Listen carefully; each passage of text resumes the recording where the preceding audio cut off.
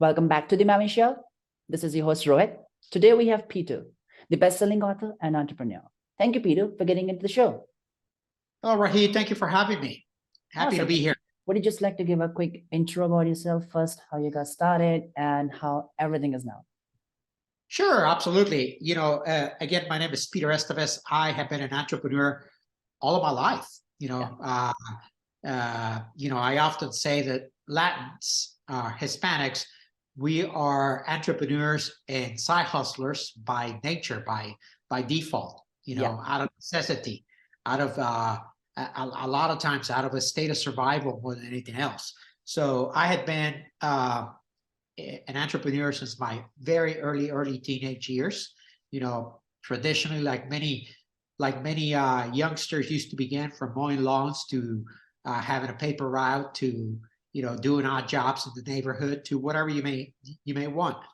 And of course, over the years, I built and exit multiple companies. My first company, large company that I built and sold, was one of the largest independent real estate development and construction company in South Texas, which is where I'm from.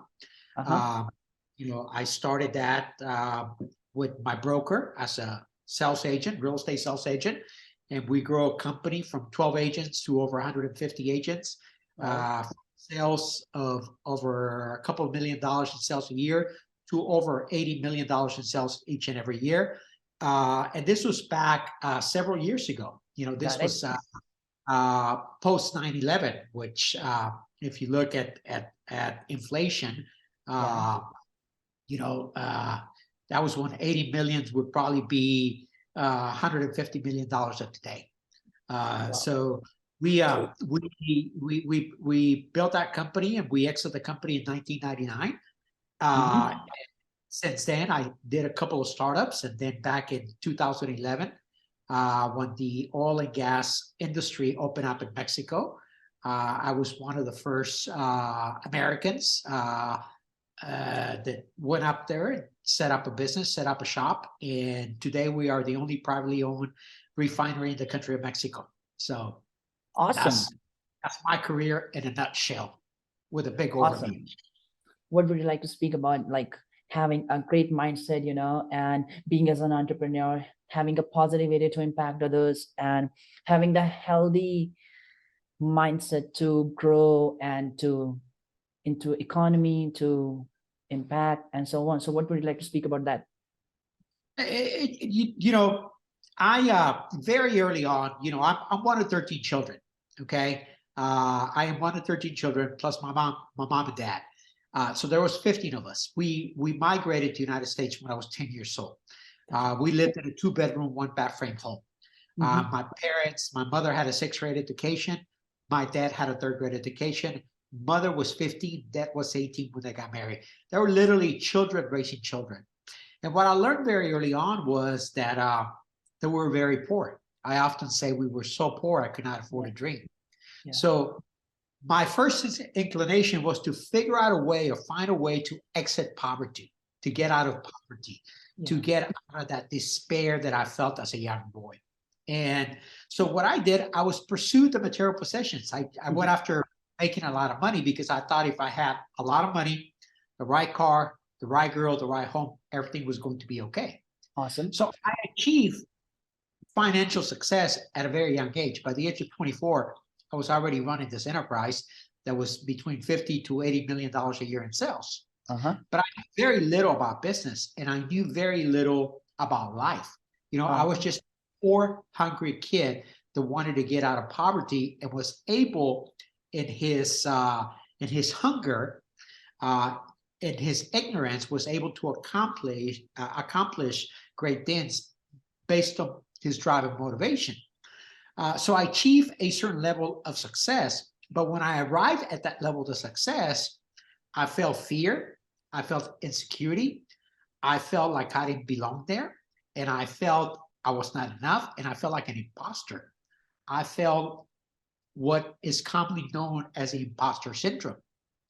I felt at any given moment somebody was going to figure out that I was not as smart as they thought I was, that that this was going to collapse. So I lived in a consistent place of fear and insecurity because I did not have the tools, the resources, the knowledge, the know-how to be able to understand what was I experiencing.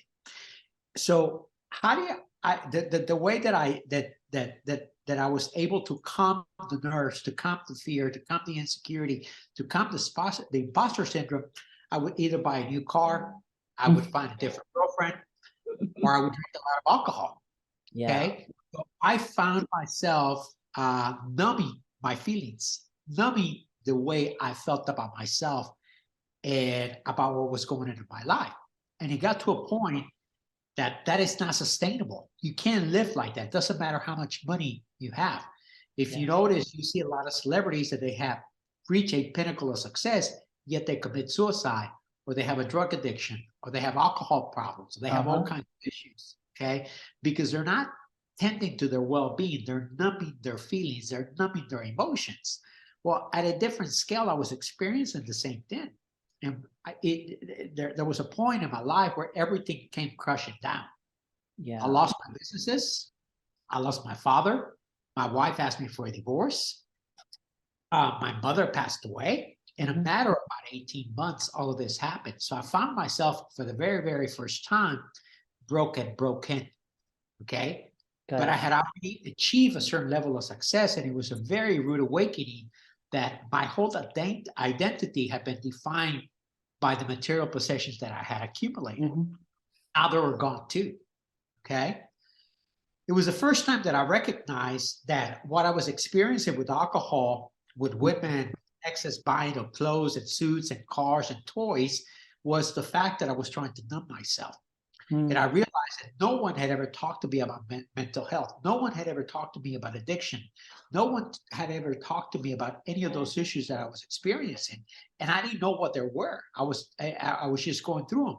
So I entered recovery. I've been sober from alcohol for 23 years. And when I entered recovery and I entered therapy and I enter a journey of self-discovery, I realized that there was a lot of demons that I was running away from. Okay. Today, I truly believe that as human beings, we operate from 5 pillars: the physical, the mental, the emotional, the spiritual, and the financial. We're not tending to those pillars on a daily basis, which many Black and brown communities live under this state. You live in a state of survival. You just basically, parents work hard. They're just trying to make their bills. They just try to make ends meet, pay the rent, pay the mortgage, keep food in the refrigerator. That's a state of survival, okay? Yeah. You can have all the material possessions in the world and you can still be in a state of survival. If you feel in fear, if you feel insecurity, if you feel I'm not enough, if you feel imposter syndrome, you are still living in a state of survival. So what I realized was that I had only tended to one pillar, which was the financial. I went out and I thought that if I accumulated great wealth, all of my problems were going to go away. Well, I did that, but my problems were still there. Got it. Although I was no longer broke, I was still broken. I was still living in a state of survival. I was still living the way my parents and society had conditioned me, which was to survive but not to thrive. Okay. And although my surroundings had changed, I had not. My thinking was still the same. And I still kept thinking like that 10-year-old broken little boy that had migrated to the United States and was abused, lived in poverty. And no matter what he accomplished, he was not good enough. So in order for me to be able to change that mindset, reframe my story, I had to change my story. I had to tell myself another story. But I can only do that by taking care of myself, taking care of the physical, the mental, the emotional, spiritual, the financial. When I was able to do that wholeheartedly, I was able to exit that state of survival. I was able to become present and available here and the now, and I began to see my life with clarity and possibilities. And now instead of me running away from my problems, from my feelings, from my emotions, I was able to tend them. I was able to take care of them. I was able to see a psychologist or a psychologist. I was able to go to therapy. I was able to exercise. I was able to have rituals. I was able to create habits, to take action, create habits that became rituals, and rituals that became a lifestyle. The only way that you can take to your, you can tend to your mental health, or to the issues that permeate every single one of us on a daily basis is by taking care of yourself, but not just one part of yourself, all of yourself. And all of yourself consists of those 5 pillars: the physical, the mental, the emotional, the spiritual, the financial. Does that make sense to you? It is making a sense to me and to everyone, I guess, who will be going to listen to the show. I think these are the process for the self-love, like 5 core pillars of the abundant life, you know what I mean? Because loving themselves and loving yourself is something which is much more, like, it's real. Absolutely. You don't have the capacity to love anybody else if you don't love yourself. It's You real. don't have the capacity to take care of anyone if you don't Yeah. take care of yourself. It's You don't real. have the capacity to be able to raise children or be in healthy relationships with anybody in the world if you don't have a healthy relationship With yourself. Yeah, Everything that's right. starts with I am. Yep. I am. I am. I am. And when Yeah. you are able to create better relationships, healthier relationships. You are able to filter a lot of the noise that is out there in the world. You are able to escape from it because now you have clarity. Now you have possibilities. Now you are present and available. Now you're here in the now. You know, a lot of times we don't see what's going on around us because we are distracted by our problems. We are distracted by our pain. So we want to numb ourselves. We'd rather hear all that noise and all that chaos. Yeah, That yeah, way, yeah. There's a lot. There's a lot of chaos and noise out there. And there's a big negative society out there, and to stay away from that, to listen to themselves and to give time to themselves, not listen to somebody else, you know, that matters a lot. Absolutely. And I grew up in a generation, unlike you, because you're much, much, much younger than I am. But I grew up in a generation where there was not a plethora of information. There was no YouTube channels. There was no podcasts. There was no Google. There was no social media. There was no YouTube. There was none of that information. So the world really kind of lived in their own little world. Every community, every country, every neighborhood was its own little independent world. And the poorer or the more impoverished a community was, okay, the less access of information that you would have. So issues like mental health and addiction and alcoholism and sexual abuse and illiteracy and poverty, they permeated in those communities because everybody looked the same. Everybody looked alike. No one knew there was other options available in the world. Yeah. Okay. Now we can get on our phone and we can see what's going on in China or in Japan or in Mexico and Hawaii or across the street from us. We can see everything. We have a plethora of information available to us, which is great, unless you abuse it or you don't know how to use it. Yeah. Okay? Reality tools with technology, with information, with social media, okay, is that it can be incredible for you if you know what to do with it, okay? But if not, it becomes another addiction. It becomes another distraction. It becomes another escapism, okay? So you have to realize that the plethora of information that we have available to us today is a means to us being able to achieve greater accomplishments for ourselves, not to get distracted by them. That's real. You know, like, and you said like you have gone through a lot, experienced life, obviously, and you saw a bunch of things. So what tips or what advice do you have for young guys or who is getting through the same, even though having roller coaster life, you know, or just like, so like, how should they be like getting out of addiction? Like if they have any, like drug or any kind of addiction, you know, and what positive things they should be taking care of and how should they take care of themselves? You know, there's something very, very simple that we all can do.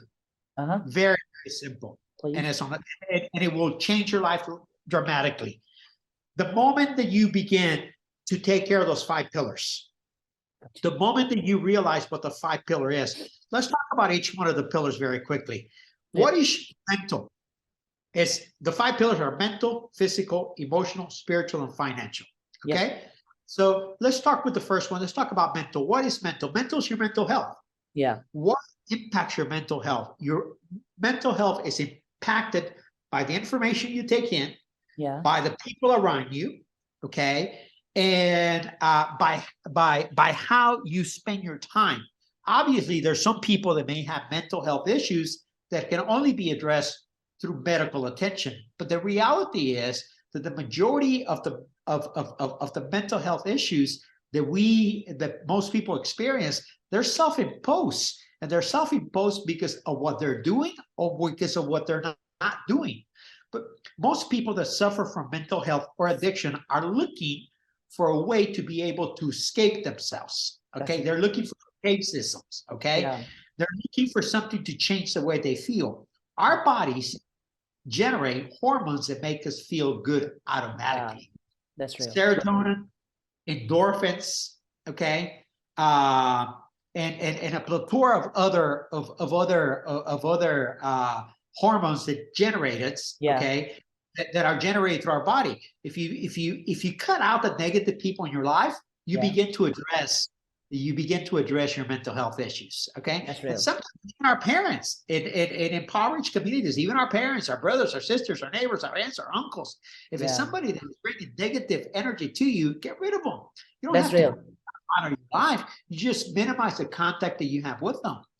Also through social media. If all you're doing is scrolling through social media and watching how everybody else is doing better than you in social media, and that depresses you, will get off of social media. Social media is not intended for you to be comparing yourself to someone else or competing with the world. Social media is an extension of who we are. It's not who we are. It's a tool that can help you create a brand, advance, have social identity, okay? Be edified, but not for you to be entertained, okay? So that's one issue.